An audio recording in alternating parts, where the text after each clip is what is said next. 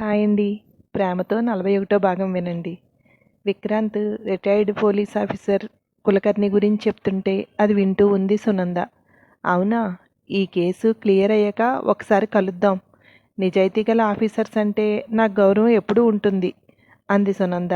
బయట నుండి constable లోపలికొచ్చి, madam మీకోసం గౌరీ వచ్చింది అన్నాడు. లోపలికి పంపించు అంది సునంద. నమస్తే మేడం అంటూ లోపలికొచ్చింది గౌరీ. ప్రతి నమస్కారం చేస్తూ కూర్చోమ్మా అంది. తను వెళ్లే ముందు నాకు డబ్బులు ఇచ్చాడు అని చెప్పాను కదా మేడం, నేను అలా తీసుకువెళ్ళి బీరువాలో పెట్టేశాను. ఈ మధ్యన డబ్బులు కొద్ది కొద్దిగా తీస్తూ వాడేస్తూ వచ్చాను.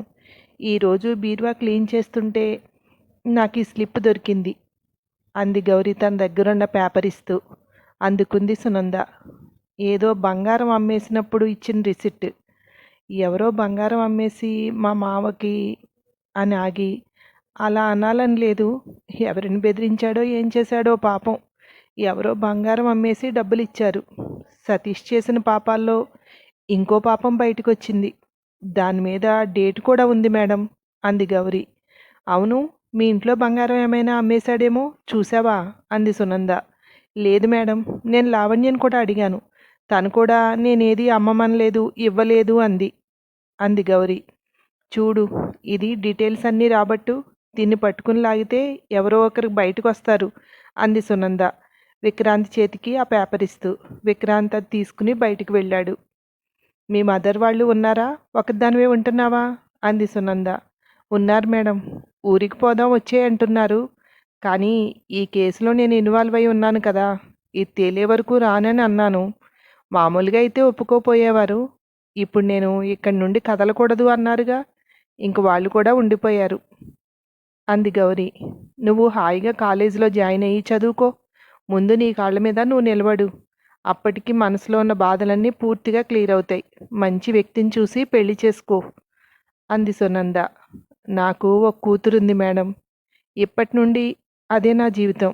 దానికి తండ్రి ప్రేమ, తల్లి ప్రేమ చిన్నప్పటి నుంచి నేనే అందించాను. ఇప్పుడు అలానే.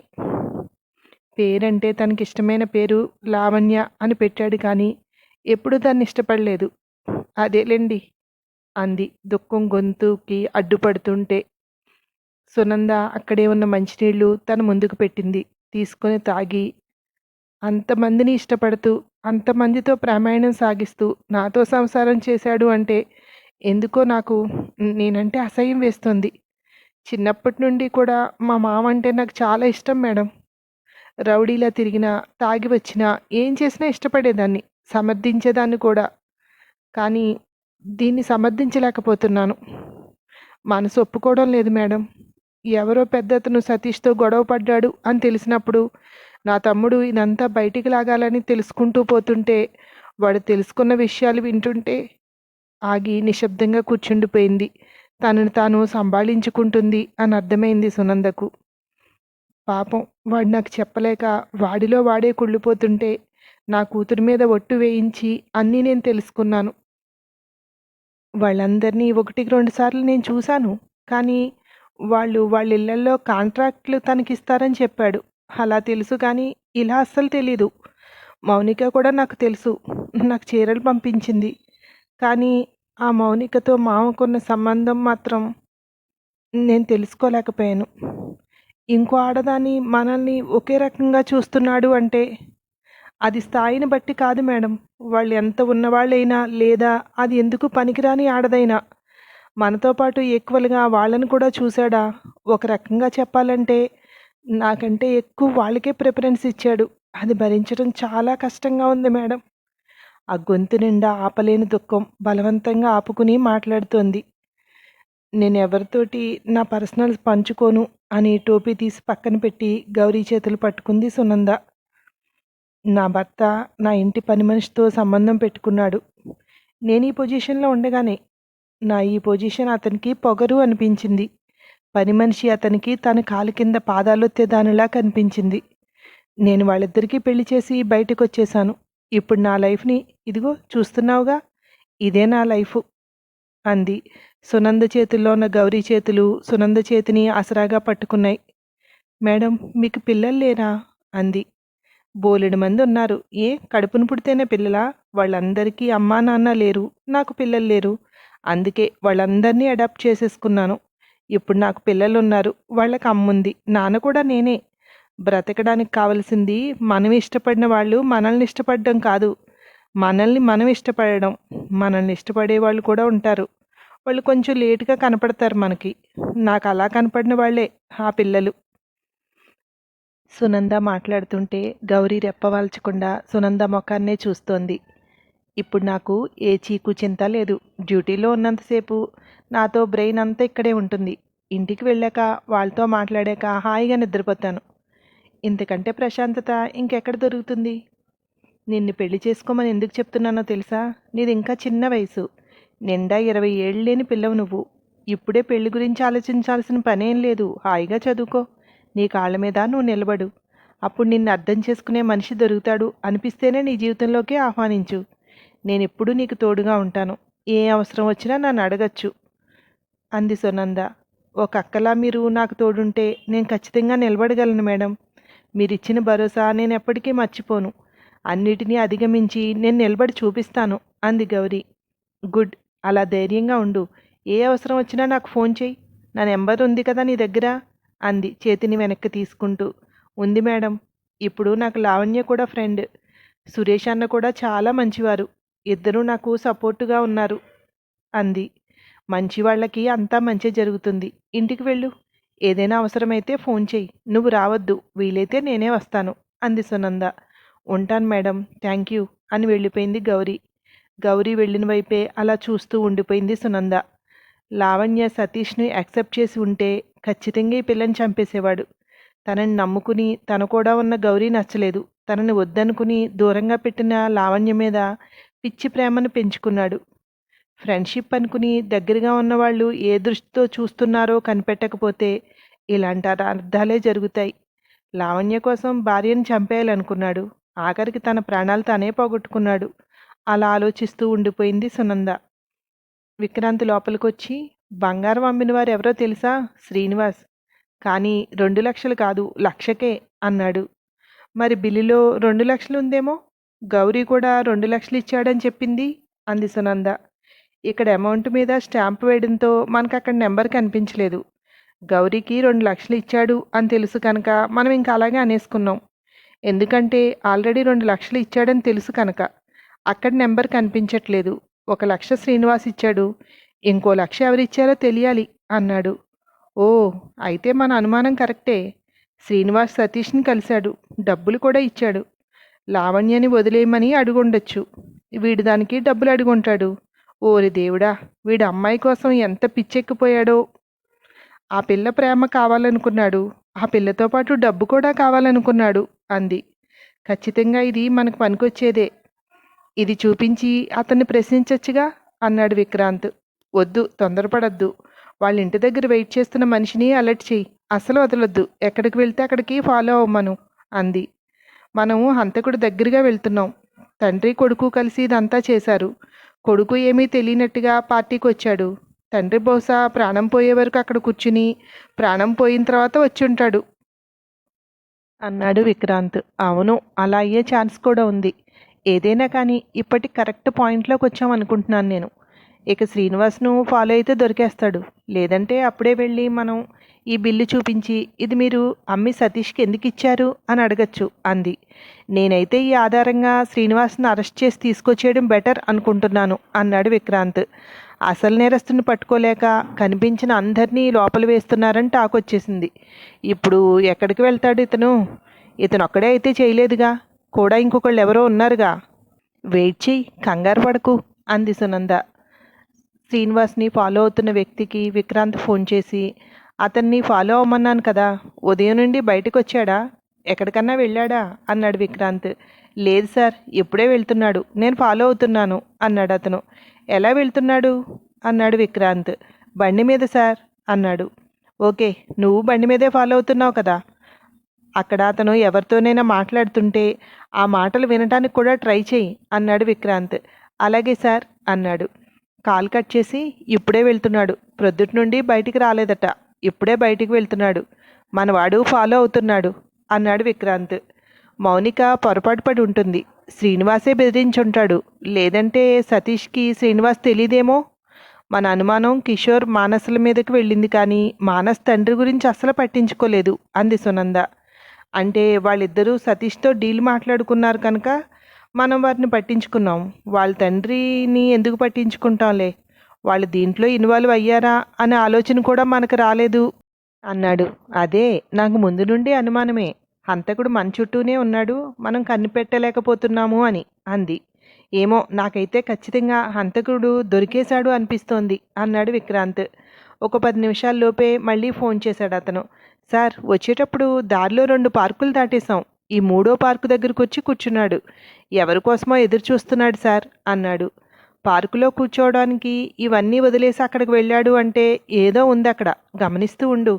ఎవరైనా వచ్చి తనని కలుస్తున్నారేమో చూస్తూ ఉండు.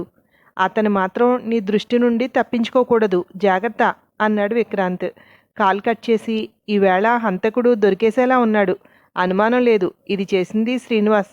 కాకపోతే ఎవరైనా సహాయం చేశారా, అతను ఒక్కడే చేశాడా అన్నది చూడాలంతే అన్నాడు విక్రాంత్. అతనికి ఖచ్చితంగా ఎవరో సహాయం చేశారు. వాళ్ళ కోసమే చూస్తూ ఉండుంటాడు. వాళ్ళ మీద మనకు అనుమానం లేదు కనుకనే వాళ్ళు స్వేచ్ఛగా తిరుగుతున్నారు అంది. నిజమే, మనం వాళ్ళని ప్రశ్నించి ఉంటే మాత్రం కలవకపోదురు. ఎవరిని కలుస్తున్నాడు, ఆ కలిసిన వ్యక్తిని కూడా ఫాలో అవ్వమనాలి అన్నాడు. లావణ్యకి తండ్రి పోలికే వచ్చినట్టుంది. పోలీసులు ఎలా చేస్తారో, ఏమడుగుతారో ఈ అమ్మాయి తెలుసుకున్నట్టుగానే హత్య చేసిన తర్వాత ఏది ఎక్కడ క్లీన్ చేయాలో అన్నీ శ్రీనివాస్కి తెలుసు. అందుకే ఆధారాలు వదలలేదు అంది. లేదంటే తండ్రిని కూతుర్ని ఎవరైనా వెనక ఉండి నడిపిస్తున్నారా అన్నాడు. లావణ్యకు సతీష్ చనిపోయాడని బాడీని చూశాకనే తెలిసింది. అది మాత్రం కన్ఫర్మ్. ఇప్పుడు అతను ఎవరిని కలవబోతున్నాడో తెలిస్తే మనకింకా క్లారిటీ వచ్చేస్తుంది అంది సునంద. శ్రీనివాస్ పార్కులో బెంచ్ మీద కూర్చుని ఎవరి కోసమో ఎదురు చూస్తున్నాడు. ప్రకాష్ వచ్చి శ్రీనివాస్ పక్కన కూర్చున్నాడు. ఏంటి ఈరోజు లేట్ అయింది అన్నాడు శ్రీనివాస్. అక్కడికి వెళ్ళి వచ్చేసరికి లేట్ అయింది, అందుకే ఇప్పుడు వచ్చాను అన్నాడు ప్రకాష్. ఇంట్లో చెల్లెమ్మకి చెప్పావా? తను ఎలా రియాక్ట్ అయ్యింది అన్నాడు. ఇంకా లేదు, చెప్పాలి. నువ్వు చెప్పేశావా అన్నాడు ప్రకాష్. నేను అంతే, ఇంకా చెప్పలేదు. చెప్పడానికి ధైర్యం సరిపోవట్లేదు. నా వల్ల అది ఇబ్బంది పడుతుంది అంటే మనసు చెప్పడానికి ఇష్టపడటం లేదు అన్నాడు శ్రీనివాస్. నాది అదే పరిస్థితి. చెప్పిన తర్వాత ఇంట్లో జరిగే పరిణామాలు, వాళ్ళు మాట్లాడే మాటలు ఇవన్నీ ఎదుర్కొనే శక్తి కానీ ధైర్యం కానీ నాకు లేదు. ముఖ్యంగా నా భార్య, అది అడిగే ప్రశ్నలకు నా దగ్గర సమాధానం లేదు అన్నాడు ప్రకాష్. అలా అనుకుంటే కుదరదు, తప్పదుగా. వాళ్ళ క్షేమం కోసమే కదా మనం ఇన్ని రోజులు టైం తీసుకుంది. వస్తాడుగా, ఏం చెప్తాడో చూద్దాం అనుకుని ఇద్దరు కూర్చుని ఎవరి కోసమో ఎదురు చూస్తున్నారు. ఇన్ఫార్మర్ ఫోన్ చేసి, సార్, ప్రకాష్ కూడా ఇక్కడికి వచ్చాడు. ఇద్దరూ కూర్చున్నారు. వీళ్ళకి ముందే పరిచయం ఉంది అనుకుంటా సార్. కొత్తగా పరిచయం అయితే విష్ చేసుకుంటారుగా, అలా ఏం లేదు, వచ్చి కూర్చుని మాట్లాడుకుంటున్నారు అన్నాడు విక్రాంత్తో. ట్రై చేయి, వాళ్ళు ఏం మాట్లాడుకుంటున్నారో విను. ఏదో వంకతో వాళ్ళ దగ్గరికి వెళ్ళు. నువ్వు వాళ్ళని ఫాలో అవుతున్న వ్యక్తి అని వాళ్ళకు అనుమానం రాకూడదు, కానీ వాళ్ళ మాటలు నువ్వు వినాలి అన్నాడు. మీరు లైన్లోనే ఉండండి సార్ అని అక్కడ పల్లీలు అమ్ముతున్న వ్యక్తి దగ్గర కూర్చుని ఒక 100 అతని చేతిలో పెట్టి, నువ్వు ఇక్కడ కూర్చో, నేను అమ్ముతాను అన్నాడు. ఏంటి, 100 రూపాయలు ఇచ్చి తేరగా ఇవన్నీ దొబ్బేద్దామనుకున్నావా? నువ్వేం అమ్మక్కర్లేదు, నేను అమ్ముకుంటాను అన్నాడు అతను ఇచ్చిన 100 రూపాయలు తిరిగిస్తూ. నేను పోలీసునిరా బాబు, నేను ఎక్కడికి పోను, ఇదిగో అని జేబులోని ఐడెంటిటీ చూపించి మళ్ళీ జేబులో పెట్టుకుని, ఒక్క 5 నిమిషాలు ఇలా కూర్చో, నీ బుట్ట తెచ్చి నీకు ఇచ్చేస్తాను అని బుట్ట పట్టుకుని శ్రీనివాస్ ప్రకాష్లు ఇద్దరు ఉన్న బెంచ్ దగ్గరికి వెళ్ళాడు. సార్, పల్లీలు తీసుకుంటారా అన్నాడు. వద్దు అన్నాడు శ్రీనివాస్. వేడివేడిగా ఉన్నాయి సార్, తీసుకోండి సార్ అన్నాడు. వద్దంటే నువ్వు వెళ్ళు అన్నాడు విసుగ్గా ప్రకాష్. పోనీ ఇద్దరూ కలిసి ఒకటి తీసుకోండి సార్ అన్నాడు. వద్దని చెప్తుంటే వినపట్టలేదా? మా టెన్షన్లో మేముంటే పల్లీలు పల్లీలు అంటూ అన్నాడు కోపంగా శ్రీనివాస్. మీరు టెన్షన్లో ఉన్నారని మాకెట్లా తెలుస్తుంది సార్? ఓకే సార్, వద్దంటే ఓకే అంటూ అక్కడి నుంచి పక్కకు వెళ్ళి బుట్ట దగ్గర పెట్టుకుని కూర్చున్నాడు. మన మాటలు వినపడతాయి అనుకున్నారేమో చిన్నగా మాట్లాడుకోవడం మొదలుపెట్టారు. మళ్ళీ ఏమనుకున్నాడో ప్రకాష్ ఇతన్ని చూస్తూ, ఏంటయ్యా, ఇంకెక్కడా ప్లేస్ లేదా? మనుషులు లేరా? మాతో కొనిపించాలి అన్నట్టు పంతం పట్టు కూర్చున్నావేంటి ఇక్కడ? మాట్లాడుకుంటున్నాం కదా, దూరంగా వెళ్ళు అన్నాడు. ఏంటి సార్, పార్కు మొత్తం కొనేశారా? మేము ఎక్కడ కూర్చోవాలో కూడా మీరే చెప్తున్నారు అంటూ సనుక్కుంటూ అక్కడి నుండి వచ్చేసి పల్లీల బుట్ట అతనికి ఇచ్చి అక్కడ నిలబడి చూస్తున్నాడు. సార్ విన్నారుగా, వాళ్ళ మాటలు వినే ఛాన్స్ అయినా లేదు. కానీ ఇద్దరూ కూర్చున్నారు, ఇద్దరూ ఎవరి కోసమే ఎదురు చూస్తున్నారు. ఇంకో వ్యక్తి కూడా ఎవరో ఉన్నాడు అన్నాడు. ఇదంతా స్పీకర్లో వింటున్న సునంద, దొరికారు, మనం అనుకున్నది కరెక్టే, వదలొద్దు, ఇంకొకరిని పంపించు, ఇద్దరినీ ఫాలో అవుతూ ఉండమను, వాళ్లే చంపారు అనడానికి ఎవిడెన్స్ కావాలి మనకి, అది ఉంటే ఇక తిరుగులేదు, అరెస్ట్ చేసేయచ్చు అంది. వాళ్ళు మాటలు వినే ఛాన్స్ లేదుగా, వాళ్ళ మాటలు వింటే ఏదైనా క్లూ దొరకచ్చు అన్నాడు విక్రాంత్. సార్ వెళ్ళిపోతున్నారు ఇద్దరు, ఎవరి కోసమో చూశారు, వాళ్ళు రాలేదు, అందుకే వీళ్ళిద్దరూ వెళ్ళిపోతున్నారు అన్నాడు. అక్కడికి మన వాళ్ళు వెళ్ళారో లేదో కనుక్కో అంది సునంద. ఆ మాట వినపడి, మేడం ఇప్పుడే వచ్చారు, మీరు పంపించారా అన్నాడు. విక్రాంత్ చేతిలో ఫోన్ తీసుకుని, ఒక పని చెయ్యి, నువ్వు ఎప్పట్లాగే శ్రీనివాస్ని ఫాలో అవ్వు, ప్రకాష్ని ఫాలో అవుతూ కూడా ఒక వ్యక్తి ఉన్నాడులే, ఇప్పుడు వాళ్ళిద్దరూ ఎవరినైనా కలవచ్చు అంది సునంద. అలాగే మేడం అని కాలు కట్ చేసి శ్రీనివాస్ వెనకాల వెళ్ళాడు. నువ్వు ఒక పని చెయ్యి, అది వాళ్ళు రోజూ వచ్చి కూర్చునే బెంచేమో, అక్కడ ఎంక్వైరీ చెయ్యి, వాళ్ళు రోజు వచ్చి అక్కడే కూర్చుంటారంటే ఆ బెంచ్కి వాయిస్ రికార్డర్ అమర్చండి, వాళ్ళ మాటలు ఈజీగా వినొచ్చు, కానీ అది వాళ్ళకి కనిపించకూడదు అంది సునంద. కానీ ఈరోజు చేయలేంగా అన్నాడు నిరుత్సాహంగా విక్రాంత్. కంగారు పడద్దు, లేట్ అయినా మనకి వ్యక్తి దొరకాలి, ఇన్ని రోజులు తిట్లు తిన్నాంగా, రేపొద్దుడు కూడా తల వచ్చేద్దాం, రేపు సాయంత్రం వీళ్ళిద్దరి మాటలు వింటే మనం అరెస్ట్ చేయొచ్చు. ఏమో ఇప్పుడిద్దరూ చెరొక పక్క వెళ్ళారుగా, ఇద్దరూ కలిసి మళ్ళీ ఎక్కడికన్నా వెళ్తున్నారేమో చూద్దాం. శ్రీనివాస్ బండేసుకుని అంత దూరం వెళ్తే ప్రకాష్ నడుచుకుంటూ వచ్చి కలుస్తున్నాడు. ఇద్దరూ అక్కడ కూర్చుని మాట్లాడుకుంటున్నారు అన్నాడు విక్రాంత్. ప్రకాష్ని ఫాలో అవుతున్న వ్యక్తి ఇన్ఫర్మేషన్ ఏమి ఇవ్వలేదా అంది సునంద. ఎక్స్క్యూజ్ మీ మేడం అంటూ ఎస్ఐ లోపలికి వచ్చి, మేడం ప్రకాష్ని ఫాలో అవుతున్న వ్యక్తి నుండి ఇన్ఫర్మేషన్, ప్రకాష్ పార్కుకు వెళ్ళి శ్రీనివాస్ని కలిశాడట, ఇద్దరూ అక్కడ కూర్చుని మాట్లాడుకున్నారు, వాళ్ళు ఒకరికొకరు సజెషన్స్ ఇచ్చుకున్నట్టు అనిపించిందట, ఎవరి కోసమో ఎదురు చూసి అతను రాకపోవడంతో ఎవరి దారిని వాళ్ళు వెళ్ళిపోతున్నారట అన్నాడు. ఓకే, అలాగే ఫాలో అవ్వమను, ఎప్పటికప్పుడు మనకి ఇన్ఫర్మేషన్ రావాలి, అతను ఏం చేసినా మనకు తెలియాలి అంది. ఓకే మేడం అని విష్ చేసి బయటికి వెళ్ళిపోయాడు. వీళ్ళు ఎవరింటికి వాళ్ళు వెళ్ళిపోయినట్టున్నారు, నువ్వు అన్నట్టు రేపటి వరకు వెయిట్ చేయక తప్పదు అన్నాడు విక్రాంత్. అక్కడ వాయిస్ రికార్డర్ అమర్చడం గురించి చూడు, నా అంచనా ప్రకారం రేపు కూడా వాళ్ళు అక్కడ కూర్చుని ఎదురు చూస్తారు, ఎవరి కోసమో మనకు తెలియాలి, అలా తెలియాలంటే అప్పుడు మనం వాళ్ళ మాటలు వినాలి, ఇది చాలా ఇంపార్టెంట్ ఈ కేసుకి, ఈ ఛాన్స్ మిస్ చేసుకుంటే మళ్ళీ మనకి ఛాన్స్ దొరకకపోవచ్చు అంది సునంద. ఆ తర్వాత ఏమైందో మరో భాగంలో విందురు కానీ. Thank you.